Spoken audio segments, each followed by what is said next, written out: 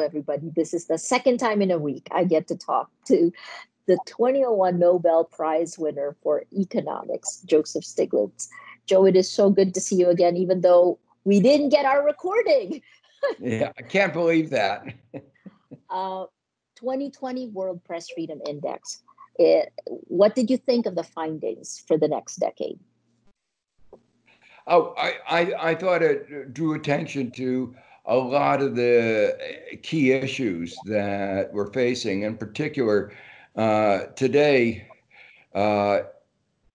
press freedom is not just about the classical right to tell, the ability to publish. It's about misinformation. It's about undermining the business model so that you can't get the news out there.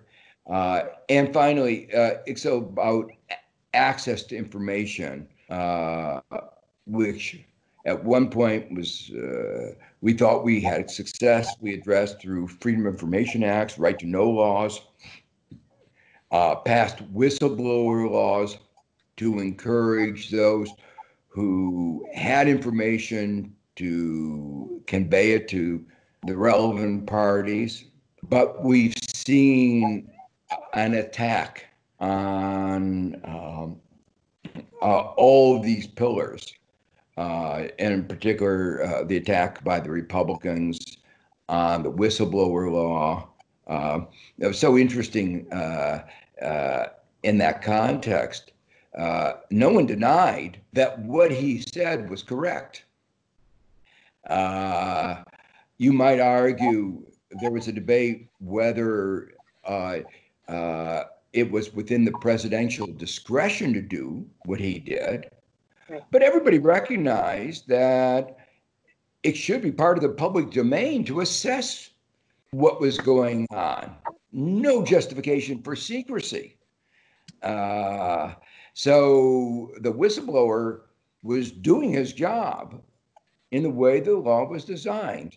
And yet, rather than making the discussion about what it should be, how well our whistleblower law worked, had moved into the public domain something that should be discussed, and people may have different conclusions. There was a vicious attack against the whistleblower. And that is an example of a new dimension. It's always been there, but harassment of journalists. And social media has played a very negative role, both in the spreading of disinformation and in facilitating harassment, putting online the addresses, making it easier people to make threats. So we have a new, you might call it news ecology. And in the beginning, many people talked about how this new news ecology democratized access to information. It meant anybody could become a publisher. But a couple years down the road, we now realize it hasn't worked out that way. And that in many ways, those with more money have the ability to distort this marketplace. How can you compete with people who can hire bots to disseminate disinformation, misinformation, if you're trying to put forward honest views about what is happening? So we've created a peculiar Wild West of an underregulated information marketplace. It's not a market, it's a mafia market where money and thuggery play too big of a role. global marketplace of information.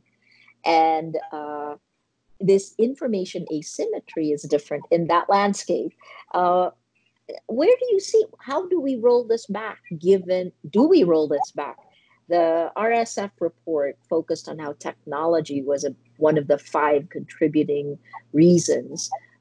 But in the last few years, it's been the game changer. They became the gatekeepers to the public sphere without the responsibility or the mission of journalists. They took it away from journalists. Tech platforms also became the places where the credibility of journalists were attacked. Where do you see this heading? And I guess, given that money still drives this, how can we make this better? So I think there are 2 essential ingredients. The first is there needs to be regulation and accountability. We now realize that they can do lots of harms. And we always knew there could be harms. We have regulations about crying fire in a crowded theater, about childhood pornography. But the magnitude of the harms in terms of incitement, hate, violence, it's just been increased enormously. So we need appropriate regulations. And rather than increasing accountability, what the U.S. Congress did was to release them from any liability. So we really distorted this marketplace. We took away accountability from the most dangerous part of the whole ecology. So regulation and accountability is one step. I believe that access to accurate news, to information, to knowledge is a fundamental public good. And as a public good, it has to be publicly supported. And the countries in which there's the most trust in the media, like Sweden, are countries in which there is a strong public support. Yes. Now, you might ask, where are we going to get the money from? And the answer is the platforms have generated enormous amounts of money at low marginal cost, high ability to raise revenue, devastating effects on the rest of the media. And there's absolutely no doubt that they are an appropriate way of providing revenue through a taxation. What is so striking from a global perspective is how the platform firms have typically avoided taxation, just like they avoided accountability. So while they become the most lucrative parts of our economy, they excel in their ability to avoid fiscal responsibility, as well as the other kinds of responsibility, so that they've not been paying their fair share of taxes. If we tax them, use some of that revenues to create a better information knowledge ecology, I think we can make inroads in trying to recreate a kind of informed marketplace of ideas. The second question is about the impact of the coronavirus, this pandemic. Extraordinary measures, extraordinary powers have been given to leaders all around the world to deal with this virus. How do we get that power back? How will the people get that power back, given that fear is driving this now? Fear, and real fear, right, for our lives. Well, whenever we cede power, we need to cede it with appropriate checks and balances. And so we should never just give dictatorial powers. We have to have oversight. That's one of the big lessons of the Enlightenment 200 years ago. Famous quote, power corrupts and absolute power corrupts absolutely. And unfortunately, in many countries, there are leaders who do not understand the principles of democracy.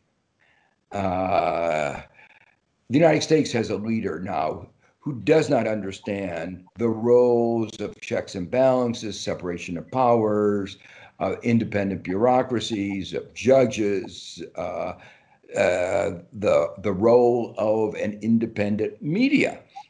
Right. So he simply doesn't understand what it takes to make a democracy work.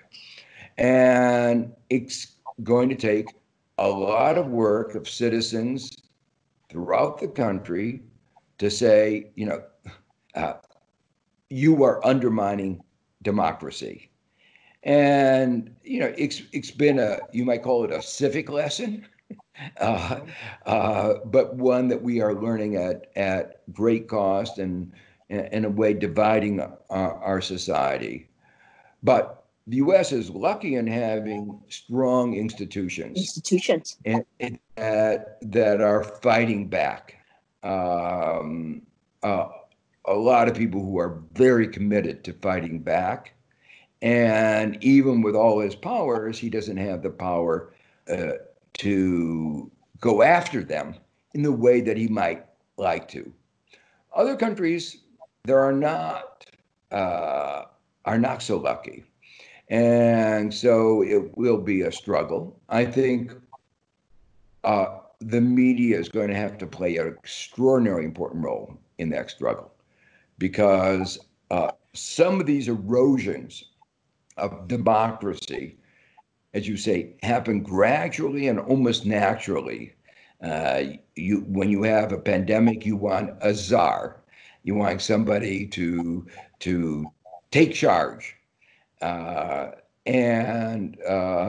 in a way, the irony in the United States is where in those areas where we needed somebody to take charge, like making sure everybody had a mask, making sure that there were tests, our demagogue president didn't do anything. So where there would have been an advantage for strong but limited action, it wasn't taken. And the dangers are, and the virtue, the dangers of not having a free press, and the virtues of having a free press are illustrated what happened just in the last few days. The president reflected that disinfectants kill viruses, and suggested, well, maybe there's some way of getting that disinfectant inside of you to kill the virus inside of you. Of course, the doctors were horrified. This is the kind of thing you would get, kind of misinformation you would get on a social media, a quack doctor. People will, if they listen to that, will die. Right. And fortunately, we still have a free press that says, you got to be crazy. And we tell the president, we can tell the president, you're off your rocker. And you have to be alert. So this is not only the president not doing the leadership, but actually being extraordinarily dangerous to ordinary citizens. Let me just toss one question from the audience, because I know you also have to go, but this one is interesting. How can media survive the onslaught unleashed by popular leaders against independent media and journalists? How will Google, Amazon, Facebook, and scores of other applications being used by regimes around the world to create an Orwellian society be stopped? How can independent journalists survive? Well, I think this goes back to what I said before. First, we have to have a regulatory framework. We have to have broad support for an independent media, which I think includes government support, but citizenship support, foundation support, broad support. I mean, I think there is certainly in the United States increasing awareness of the importance of an independent media, the dangers of Fox News. In a way, it's independent, but it's captured by the White House. And it was propagating views about the coronavirus that were just false until the president changed his mind, and then they changed on a dime. And so you saw what we castigate as government propaganda being done by a private media. Right. And of course, other countries have seen that. In Turkey, you have media that can be private, but basically the cronies of the president. So I think there's citizens understand the importance of having an independent media. Never more have they understood it better than they do today.